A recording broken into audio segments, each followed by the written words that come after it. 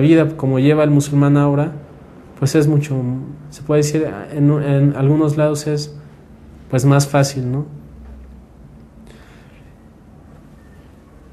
Los sahaba, ¿sí?, los compañeros del profeta, ellos no se apartaban, ¿sí?, de invitar al monoteísmo, ¿sí?, por todo lo que les decía el profeta sallallahu alaihi wasallam a ellos no dejaban su religión, sino ellos al contrario iban cada vez más aumentando, ¿sí?, su apegamiento a la religión.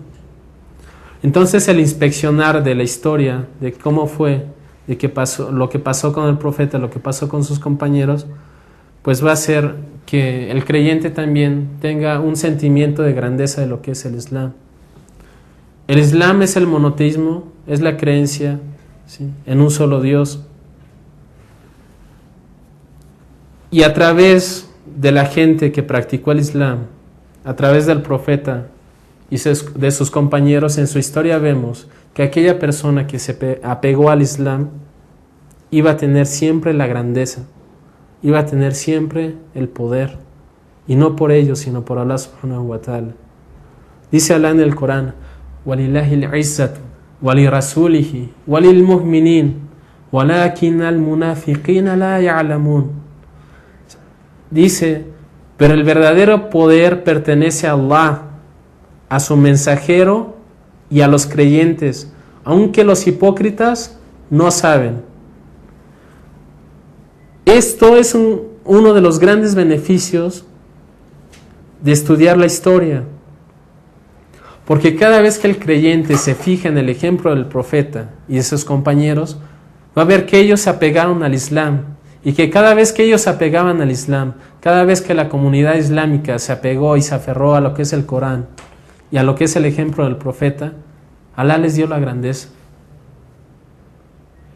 Y simplemente con este hecho, si esto entra en nuestro corazón, nosotros nos vamos a sentir orgullosos de ser musulmanes. Y nosotros vamos a saber que la grandeza es de Dios y de la gente que se apega a su religión.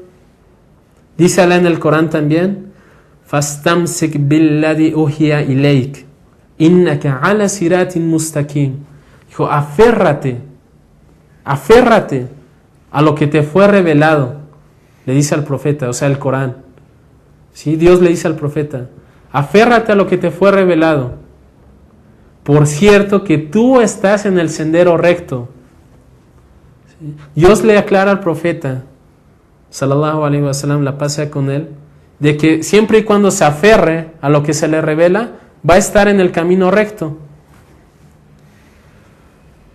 Dice: wa innahu la dhikrun lak wa liqaumik wa sawfa tus'alun.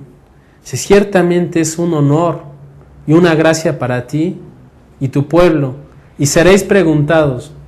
Si ciertamente este Corán que se te reveló es un recuerdo y es un honor para ustedes, y ustedes van a ser preguntados si lo llevaron a cabo o no. Les voy a dar principios para estudiar la historia. Y el primer principio para estudiar la historia islámica es saber que las fuentes de la historia islámica y en sí la historia del profeta sallallahu alaihi wasallam se remonta a 3 fuentes. Y la primera fuente de ella es el noble Corán. Tenemos que respetar las verdades que afirman el Corán. ¿Sí? Un ejemplo de estas verdades es que el origen en el hombre es el monoteísmo y no el politeísmo. El origen en el hombre es de que el hombre creía en un solo Dios y de que no era idólatra. Y este es el origen desde Adán. Dice Allah en el Corán: كَانَ النَّاسُ أُمَّةٌ وَاحِدَةً فَبَعَثَ اللَّهُ نَبِيِّينَ مُبَشِّرِينَ وَمُنْذِرِينَ. La humanidad era una sola comunidad y envió a Allah profetas, albriciadores y admonestadores. Es decir, que los hombres eran una sola comunidad dentro del monoteísmo.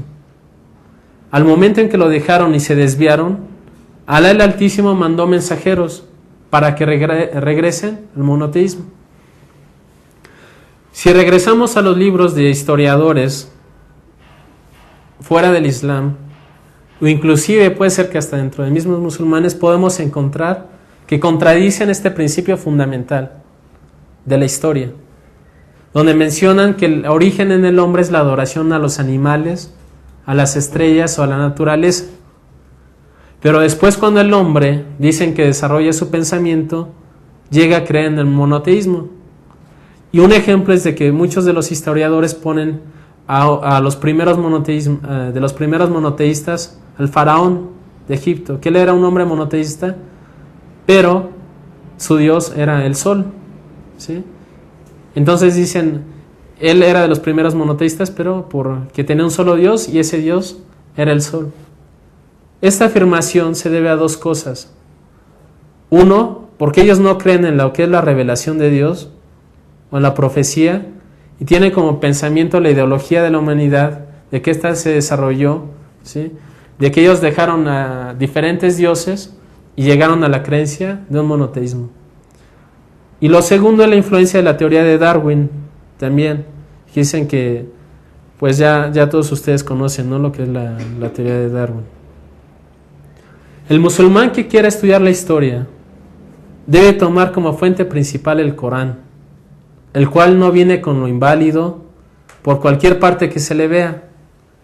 Es el único libro divino que no ha sido cambiado en una sola letra, no ha sido tergiversado, ¿sí? Y es una bendición grandísima que Dios le dio a los hombres, le dio a los musulmanes, y también Alá protegió su libro. Desde que el momento en que se reveló hasta ahora, no se le ha cambiado una sola letra. El mismo Corán que tenemos aquí es el mismo Corán que se encuentra en China, que se encuentra en Arabia, que se encuentra en Estados Unidos y se encuentra en la biblioteca que tenemos ahorita. Miles de personas lo tienen memorizado, desde niños, desde 7, 8 años hasta ahora, y ellos se podrían dar cuenta de una sola letra que se le cambie al Corán. Y es la palabra de Allah. Antes que nada debemos de saber nosotros como musulmanes que esto es la palabra de Allah. Y Alá no viene con algo inválido. Alá no dice mentiras, ¿sí? Por lo tanto, si Dios dice que así fue, así es. Y en el Corán, pues obviamente viene cómo se maneja una civilización, los modales, la personalidad. No hay cosa que en el Corán no abarque. Respecto a la vida del profeta Muhammad sallallahu alaihi wasallam, cuando digo sallallahu alaihi wasallam, quiere decir la paz y la misericordia de Allah sea con él. También el Corán es nuestra base fundamental para saber la historia del profeta. Por ejemplo, Alá en el Corán dice, Alam yajidka yatiman fa'awa. Si acaso no te encontramos, o acaso no te encontró huérfano y te amparó. ¿Sí? Alá le dice al profeta, se explica aquí de que el profeta era huérfano y Dios lo amparó. En su situación antes de la revelación dice, Wawayadka dalan fahada. Y si te encontramos, o te encontró sin tener conocimiento acerca del mensaje y te guió.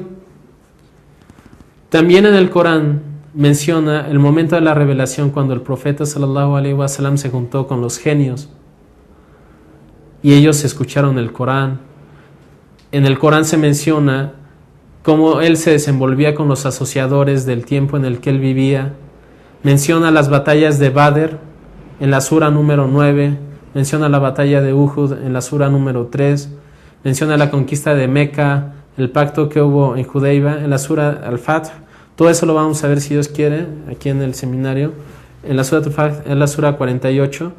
Y de esta manera se estudian las aleyas y la explicación de los sabios, ¿sí? O sea, nosotros estudiamos la explicación de los sabios de estas ayas de Corán, ¿sí? Y a través del Corán es como se sabe el primer fundamento de la historia, ¿no? El primer principio para estudiar la historia, entonces es el Corán.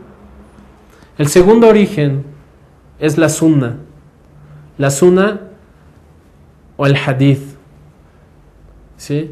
Es los dichos y hechos del profeta sallallahu alaihi wasallam que fueron compilados, ¿sí?, por la gente que vivió con él Se fue.